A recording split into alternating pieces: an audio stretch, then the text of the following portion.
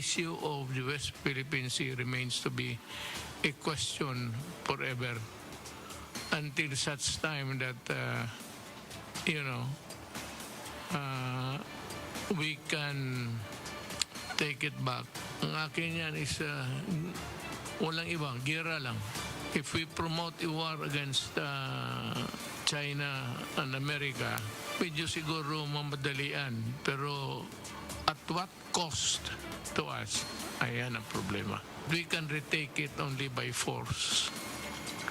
There is no way that we can get back the tawag nilang Philippine Sea without any bloodshed. We have always sided with America in so many issues, including this one. Pero kung sabihin mo that America will go to war because of the Philippine Sea, tapos tayo ang mag-umpisa, ano bang gusto ninyo? Ako, I am ready. I'm waiting. If just a matter of going there and looking for trouble and maybe violence, okay sa akin. But I said, at what cost would that be to the country? Wala eh.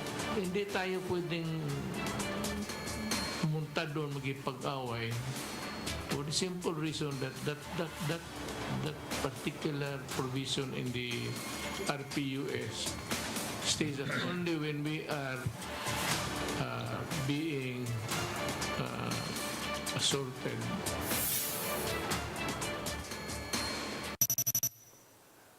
President Duterte claims nothing will change even if he sails to the West Philippine Sea. For him, the best thing to do for now is to keep Manila's bilateral ties with Beijing. The president also expressed disappointment upon learning that some military officials plan to withdraw support from him because of his position on the Chinese incursion into the West Philippine Sea. If we cannot work together with this, just by medicines, then maybe we cannot to work together on bigger things. So what's the point?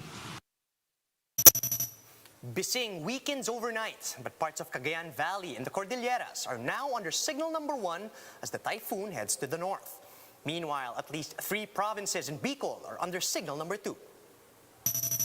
The OCTA research team says the country's COVID-19 reproduction rate drops further to 1.13. But what does this mean exactly for the general public? And Marvel gives us its first look at its newest superhero, Shang-Chi and the Legend of the Ten Rings.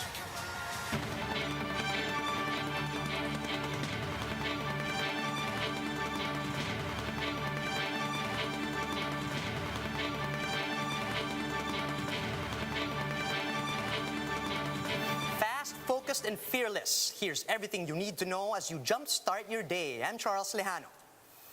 Starting today's newscast with several areas still under tropical wind cyclone signals due to Typhoon Bising. Signal number 2 is still raised over Catanduanes, the eastern portion of Camarines Sur, and the northeastern portion of Albay. Meanwhile, parts of Luzon and Visayas that are under signal number 1 are flashed on your screens.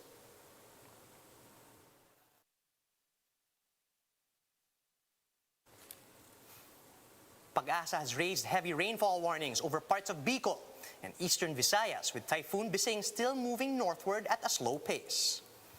As of 5 a.m. today, red warning levels are hoisted over northern Samar, Catanduanes, Sorsogon, Albay, and Camarines Sur. Meanwhile, red rainfall warning means severe flooding and is expected in flood-prone areas and near river channels, while landslides are expected in landslide-prone areas. Meanwhile, the orange rainfall warning is up in Masbate and the nearby Ticao and Burias Islands. Finally, Camarines Norte is under yellow rainfall warning level, which means there could be possible flooding in low-lying areas and landslides in mountainous regions. To give us more updates on Typhoon Bising, we have on the line Pag-asa weather forecaster, Mr. Joey Figuracion. Good morning, Joey. Where was Typhoon Bising last spotted, and could you tell us where it's headed now? Good morning, Charles, and to our kababayan who is watching right now. Bising is last spotted earlier today at 505 kilometer east of Infanta Quezon. Although we'll be seeing further weekends, but still the typhoon category with maximum sustained winds of 175 kilometers per hour near the center and a gustiness of up to 215 kilometers per hour. Bising is moving slowly at a northward direction according to its course right now, and according to the track of Pag-asa, it is forecasted to exit our area of responsibility by Sunday, that is on April 25. As of now, considering the uncertainty of the forecast track of Pag-asa and 500-kilometer radius of Bising, tropical cyclone wind signals are hoisted in some areas of Luzon and Visayas, especially in the eastern side. Tropical cyclone wind signal number 1 is hoisted in the Catanduanes, eastern portion of Camarines Sur, and in the northeastern portion of Albay. These areas may experience stormy and rainy weather for the next 24 hours. Meanwhile, tropical cyclone wind signal number 1 is raised in Batanes, Cagayan, including Babuyan Islands, Isabela, Quirino, Apayao, eastern portion of Magkalinga, extreme eastern portion of Mountain Province, the extreme eastern portion of Ifugao, the northern portion of Aurora, the eastern portion of Quezon, including Pulido Islands, Camarines Norte, the rest of Camarines Sur, the rest of Albay, Sorsogon Province, the northern portion of Masbate, including Burias and Ticao Islands, the northern Samar, the northern portion of Samar, the northern portion of Eastern Samar. These areas may experience rainy and gusty weather for the next 24 hours.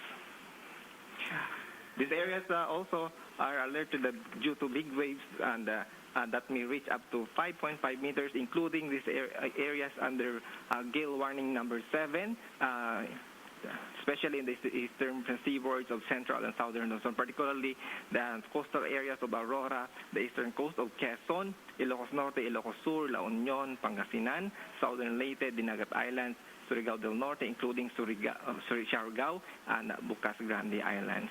We advise our kababayans, especially those who are using small seacraft, not to venture out in these coastal areas. Charles? Thanks for those updates. That was Pag-asa weather forecaster Joey Figuracion. President Rodrigo Duterte admits that even if he sails to the West Philippine Sea, nothing will change. Duterte made the statement during last night's public address as Chinese vessels continue to swarm the West Philippine Sea. The chief executive added that the only way to retake what is ours from China would be by force. The issue of the West Philippine Sea remains to be a question forever until such time that, we can take it back.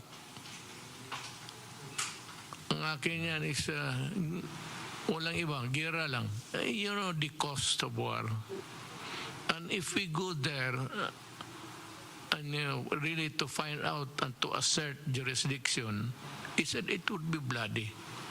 It will result in a violence that we cannot maybe win.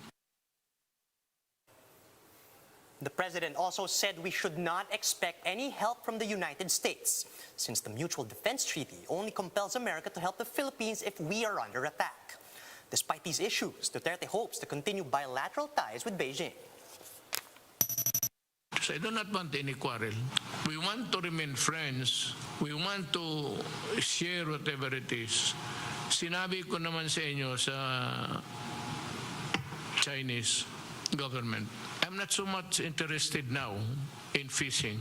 I don't think there's enough fish really to quarrel about.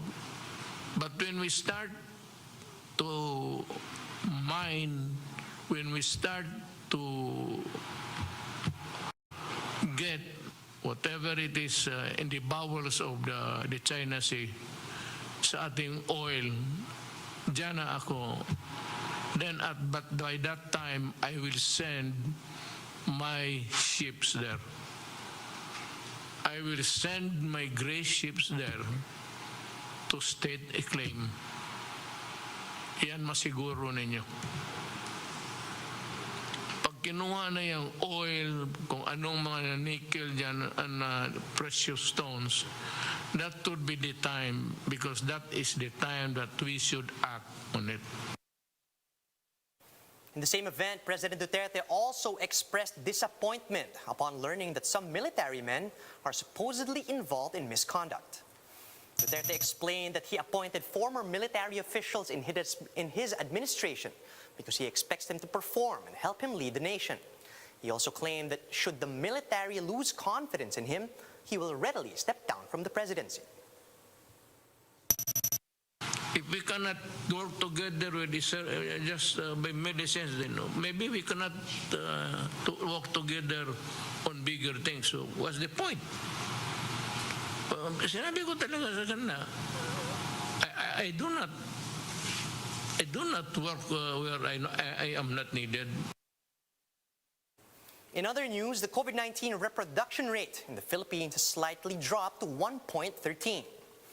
That's according to the latest data from the OCTA research group.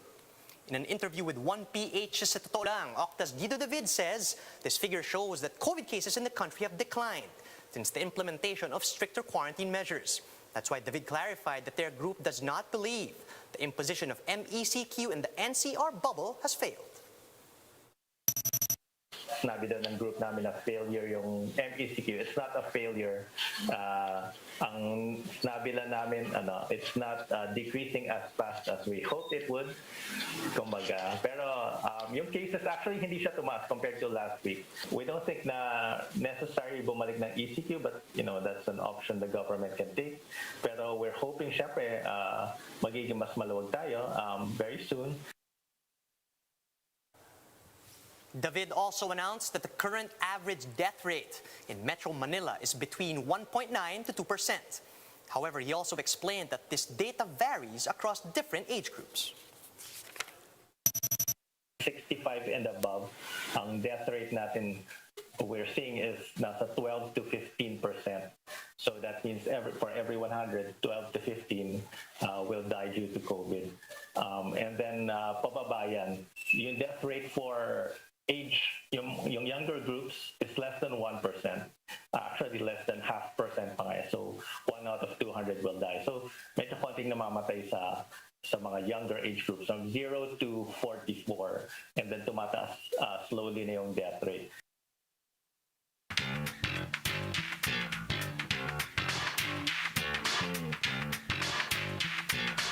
On now to entertainment news, as Marvel has dropped their first trailer for the upcoming movie, Shang-Chi and the Legend of the Ten Rings.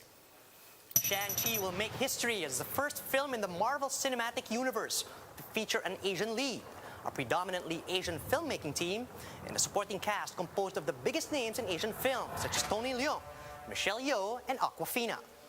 Yesterday, star Simu Liu, who plays the titular Shang-Chi, gave us a first look at the superhero costume by uploading a teaser poster for the film on his birthday.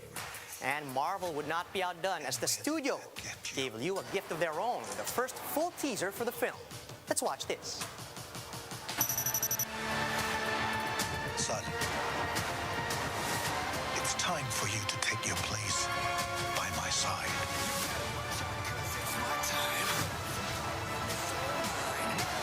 That's not going to happen.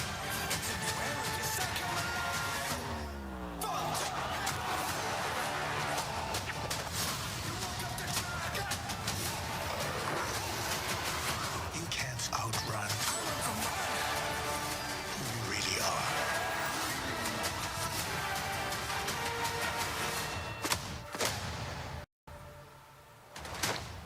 Who are you?